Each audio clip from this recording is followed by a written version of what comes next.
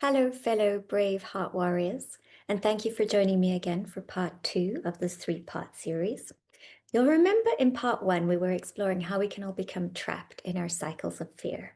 So now in part two, we'll be learning how to break free from these fear cycles. The thing that frees us from our cycles of fear is allowing ourselves to truly feel all of our feelings, especially our feelings underneath our feelings. What we resist persists, and what we feel heals. We know that anger and fear are secondary emotions, and if they're left unprocessed and uninvestigated, they'll keep us stuck in that fearful headspace where our sympathetic nervous system is activated and our negative bias perceives everything as a threat, and we're on the lookout constantly for danger.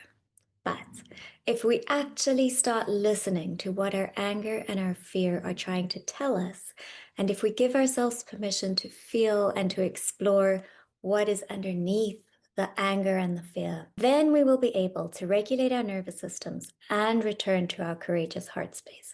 And we'll be able to transform our suffering and allow our lotus to emerge from the mud. To demonstrate, I'm going to guide you through a heart experiment. In the first part, we'll be reminding ourselves of what it feels like to live in our courageous heart space.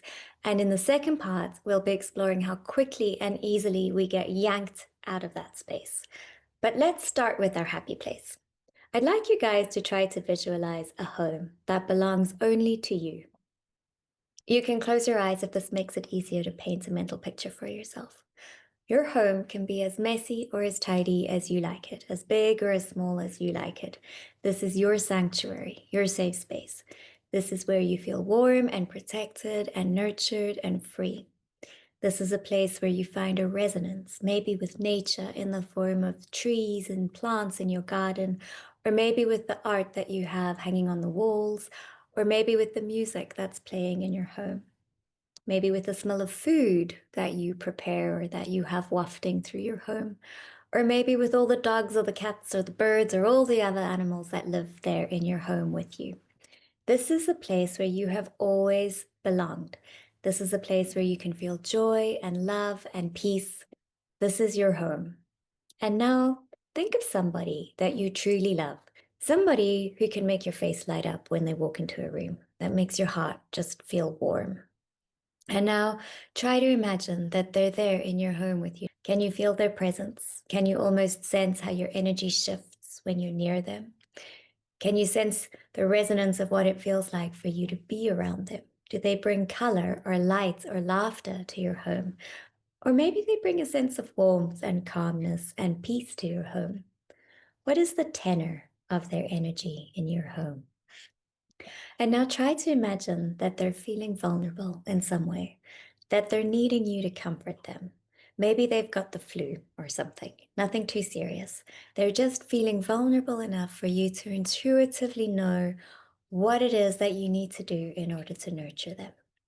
Maybe it's a hug or a bowl of soup, or maybe they just need to be heard and listened to. Let yourself become aware of all of the natural tenderness and compassion that you feel towards this person. You might even be able to feel your heart aching for this person when you think of them suffering.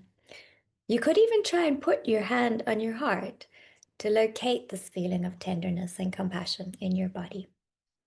You could try connecting with this feeling with your breath. Breathing in, I'm feeling compassion and tenderness, and breathing out, I'm feeling compassion and tenderness. And now getting curious, what does compassion and tenderness feel like in your body? Can you observe what's happening in your nervous system? Remember in part one of the series, we learned that the green zone was where we felt connected to ourselves and those around us, and the orange zone was the place where our trauma response gets triggered. Well, where are you now? What zone do you feel like you are in while you're feeling all of this tenderness and compassion towards the one that you love? Okay, try to remember how this feels, because we are heading into the not so fun part of this journey. In our next session, we'll be doing a bunch of journaling and self-reflection exercises. So if you're somebody who's old school and likes to use actual pen and paper to journal, bring those along to our next session. But for homework, I'd like you to try to remember a specific conflict that happened in your life that left you feeling deeply hurt or angry or overwhelmed.